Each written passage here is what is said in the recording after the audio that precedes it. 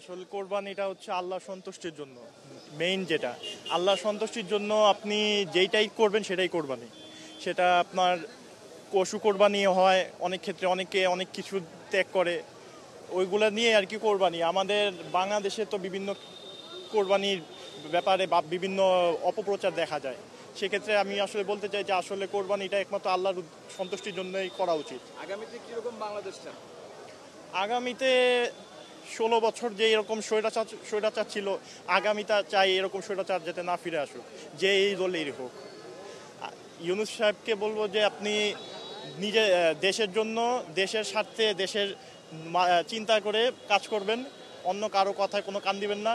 এবং আপনাকে আনা হয়েছে হলো দেশের মানুষের কল্যাণ করার জন্য, সুতরাং আপনার ওইটাই মাথায় রাখা উচিত যে আপনি দেশের জন্য কাজ করতেছেন, কারো কথা মতো আপনার উঠার দরকার নেই। কোরবানি হচ্ছে আসলে মনের যেই কুলুষতা, মনের যেই অমানুষ আমাদের ভিতরে বিরাজ করে, সেই অমানুষটাকে আমরা কোরবানি দিয়ে একজন আমরা খাঁটি মুসলমান হওয়া, খাঁটি ইমানদার হওয়া, হজরত ইব্রাহিম আলাইহিস সালামের মাধ্যমে যে আমরা কোরবানি পেয়েছি, সেই স্পিডটাই হচ্ছে মানুষের মনের ভিতরে যে শয়তান বিরাজ করে, অমানুষ বিরাজ করে, খারাপ মানুষ বিরাজ করে, সেই অমানুষকে শয়তানকে কোরবানি দিয়ে দেওয়া, এটা হচ্ছে কোরবানির স্পিরিট। আমি আগামী বাংলাদেশ চাই ইসলামী সরকার হোক।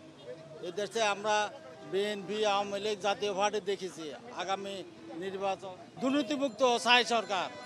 সবাই সব জায়গায় ঘুষের উচ্ছেদ চাই, পার্সিয়ালিটি যেন না হয় এই দেশে, এটা চাই। আসলে কোরবানি হলো নিজের নফসকে কোরবানি দেওয়া।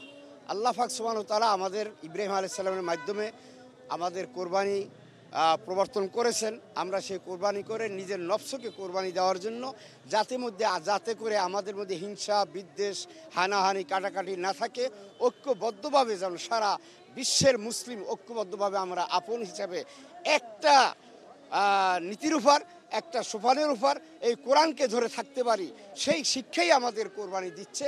আল্লাহ পাক আমাদের কবুল করুন। ঈদ মুবারক।